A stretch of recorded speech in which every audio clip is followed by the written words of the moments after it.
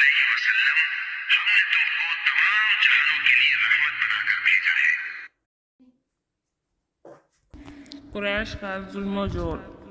شعر نبوت میں جب پہلی بار اسلامی دعوت منظر عام پر آئی تو مشرکین نے اسے دبانے کے لیے وہ کارروائیاں انجام دیں جن کا ذکر اوپر پہلے ہو چکا ہے۔ یہ کارروائیاں تھوڑی تھوڑی اور درجہ بدرجہ عمل میں لائی گئی تھیں، اور ہفتوں بلکہ مہینوں مشرکین نے اس سے آگے قدم نہیں بڑھایا اور ظلم و زیادتی شروع نہیں کی۔ لیکن جب دیکھا کہ یہ کارروائیاں اسلامی دعوت کی راہ روکنے میں مؤثر ثابت نہیں ہو رہی ہیں تو ایک بار پھر جمع ہوئے اور 25 سرداران قریش کی ایک کمیٹی تشکیل دی جس کا سربراہ رسول اللہ صلی اللہ علیہ وسلم کا چچا ابو لہب تھا۔ اس کمیٹی نے باہم مشورے اور غور و خوض کے بعد رسول صلی اللہ علیہ وسلم اور صحابہ کرام کے خلاف ایک فیصلہ کن قرارداد منظور کی، یعنی یہ طے کیا کہ اسلام کی مخالفت، پیغمبر اسلام کی ایذا رسانی اور اسلام لانے والوں کو طرح طرح کے جور و ستم اور ظلم و تشدد کا نشانہ بنانے میں کوئی کسر اٹھا نہ رکھی جائے۔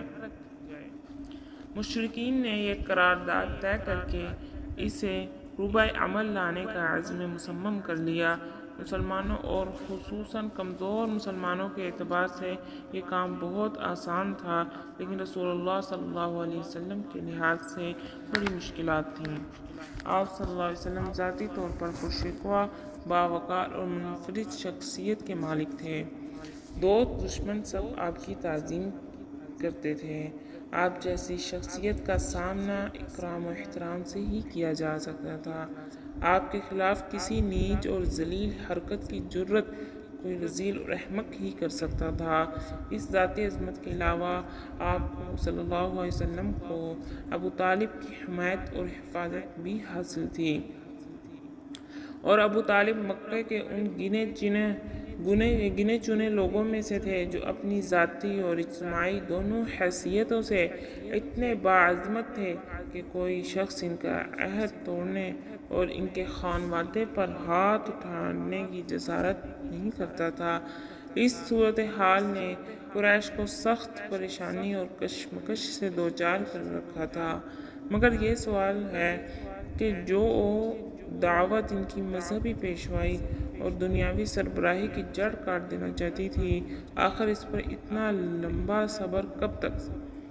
بالآخر مشرکین نے ابو لہب کی سربراہی میں نبی صلی اللہ علیہ وسلم اور صحابہ پر ظلم و جور کا آغاز کر دیا۔ در حقیقت نبی صلی اللہ علیہ وسلم کے متعلق ابو لہب کا موقف روز اول سے یہی ہے، جبکہ ابھی قریش نے اس طرح کی بات سوچی بھی نہ تھی۔ اس نے بنی ہاشم کی مجلس میں جو کچھ کیا، پھر کوہ صفا پر جو حرکت کی، اس کا پہلے ذکر ہو چکا ہے۔ بعض روایت میں یہ بھی مذکور ہے کہ اس نے کوہ صفا پر رسول اللہ صلی اللہ علیہ وسلم کو مارنے کے لیے ایک پتھر بھی اٹھایا تھا۔